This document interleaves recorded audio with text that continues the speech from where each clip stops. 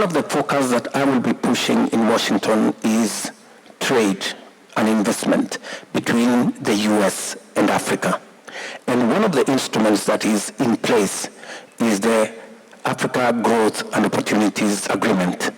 So AGOA is one big element that gives Africa quota-free, duty-free access to the huge American market. It is not about Kenya alone. It's about the continent. And it speaks to the subject I already said, value addition, agro-processing, manufacturing.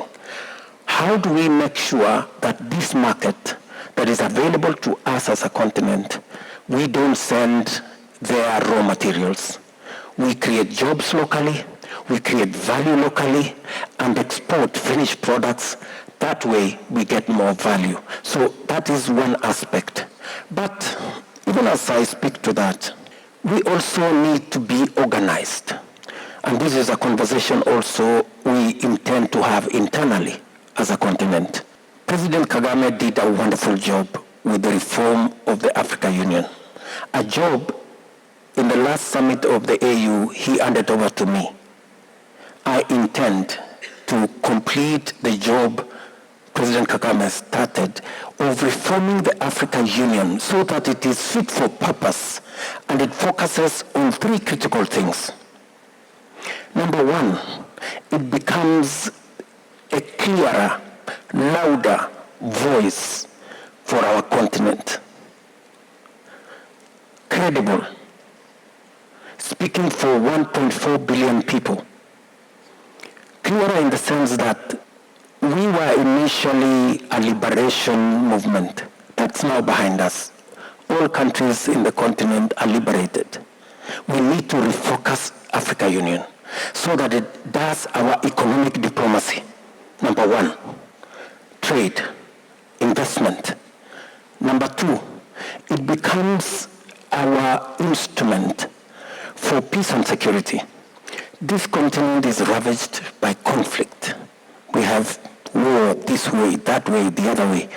We must be able to manage conflict, reduce war, so that we can focus this continent as a continent of investment.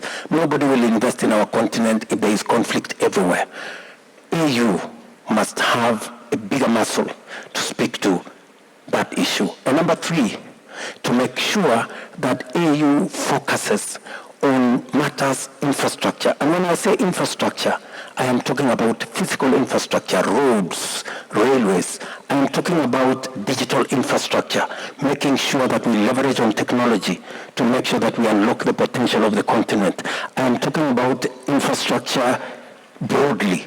Those are, in my opinion, the three things we must do to get the EU being focused so that it speaks for 1.4 billion people, gets our market organized so that we can trade, we can engage with other entities, whether it's the US, whether it is China, whether it is Europe, whether it is India, at par. And this is one of the assignments that we as leaders in this continent have taken it upon ourselves, that we are going to get organized so that we don't have a fragmented market. We have a voice that is loud, that is clear, that is focused around the AU. When the current multilateral development banks came into being in 1945, countries like Kenya did not exist. And yet, Kenya is now the 7th largest, maybe 6th largest economy in Africa. We're a big player. And yet, our status is neither here nor there. It is time that we have a new conversation, because the lenders are important, but the borrowers are important too. Development partnership has two components on both sides. So we must have a candid conversation so that we have an organization that is democratic, that is representative, so that all of us have an equal voice on what happens. And that is why when we had the meeting of IDA, we put our propositions on the table. We believe there should be a fairer, more balanced representation at the multilateral development banks boards, so that our voice, our ideas, our suggestions are on the table. That's number one. Number two, we believe that we must go for a win-win outcome. Why do we put more resources? Do we put more resources in expensive loans, or do we put more resources in concessional loans? Our proposal is that the concessional window of resources has many benefits. Number one, it is concessional. Number two, it is long-term. Number three, it is easy for it to be leveraged, private sector, to enhance those resources. The international community is now awake to the reality that what we are saying is not what everybody thinks. What we are saying makes sense. That we need a fairer system. When Kenya, for example, when we went to the financial markets in January, because I had to, we got resources to move forward at 11%, 10 point something percent. This is exactly what we've been saying. I mean, other countries access the same facilities at 1%. So if we are getting it at 10% and others are getting it at 1%, where is the fairness? How do we develop equally?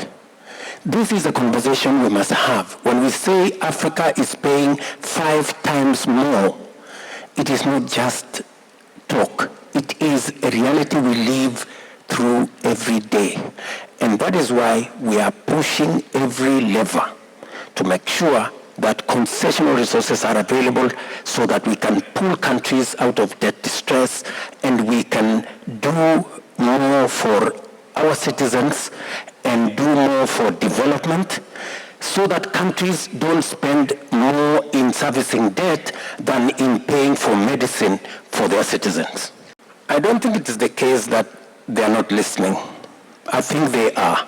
In fact, we have managed to move the debate from where it was to where it is. When we started this debate, the whole proposition of reforming the international financial architecture, nobody used to listen to it. Today, every country, from the US to European Union to China, all of them have come to the conclusion that what we were saying, that the current international financial architecture is not fair, everybody has come to agree with us. And in fact, they are now asking, what is the mechanism of us to reform this financial architecture? So that's number one. I think we have a win there, that everybody now agrees there is a problem. This international financial architecture is not fair. That's number one. Number two, already there is a realization that what we have been saying, that we need more concessional resources, there is already a convergence of thoughts. And I could see it last 2 weeks when we had the IDA conference in Nairobi, that there is now a greater realization that African countries, countries in the developing world need concessional, long-term, adequate resources. And number three, the World Bank, the IMF actually, has already come round. The SDR, special drawing rights, that initially benefited countries that did not need the money. Now, they have agreed that we need to rechannel the SDRs through, our proposal was Africa Development Bank, because that way it will get to more developing countries like Kenya, Rwanda, and others, and it will get to those countries at concessional rates. And again, those resources can be leveraged so that we get more resources into our economies.